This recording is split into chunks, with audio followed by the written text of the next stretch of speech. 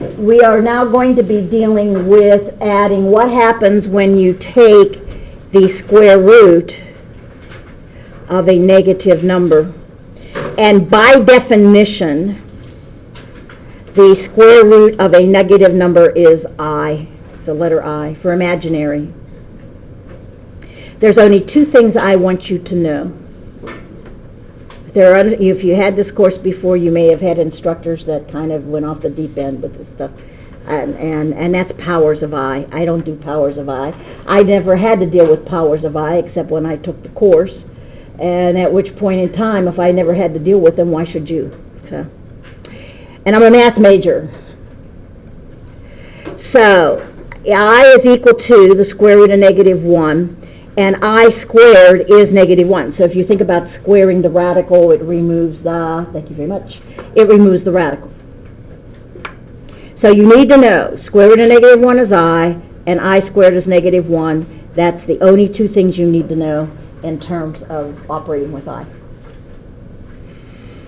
A complex number is a number of the form a plus b times I.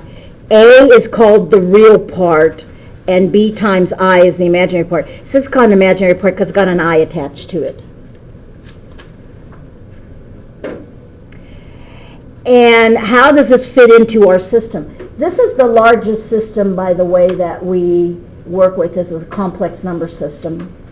Many of you will not. If you're a business major, you won't. Some of your other majors, you won't. And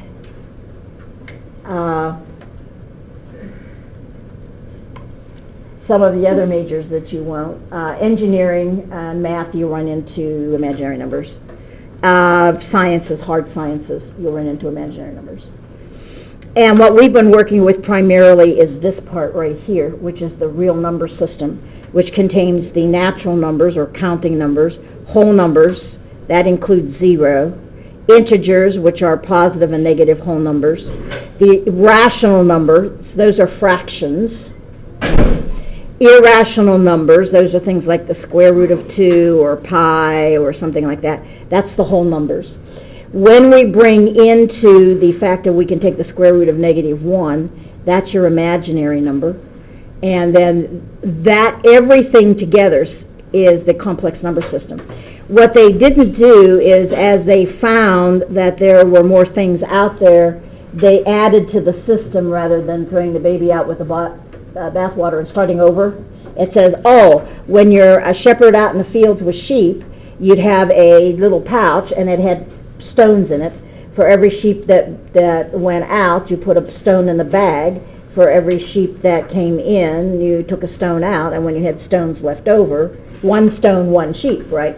You had stones left over, that means there were still sheep in a field. If you had no stone for a sheep that came in, that means you had somebody else's sheep.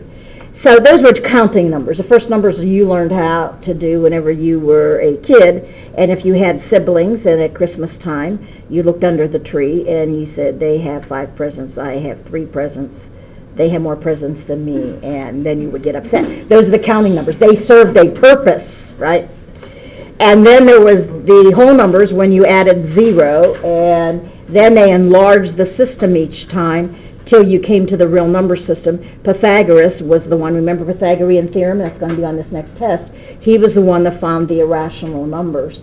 He found that there was a number, and namely it was the square root of 2, that could not be written as a fraction, which is a whole number divided by a whole number, couldn't be written as a fraction. And so he found the square root of 2. And that's where the Pythagorean theorem came from.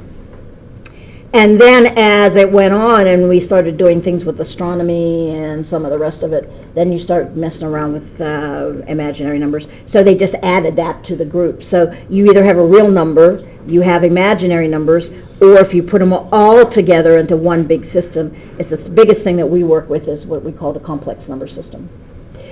So if we're looking at a complex number system, we said it's equal to A.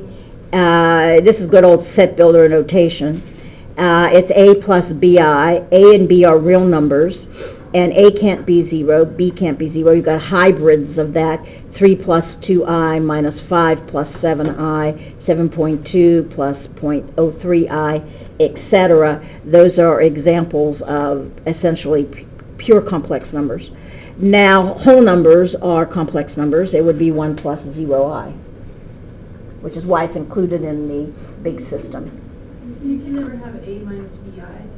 Yeah, you can. B can be negative. Okay. Because B can be any real number as long it is not 0. So yeah, you can. Like here is minus 2i. And that's technically speaking is 0 minus 2 times, or 0 minus 2 times I.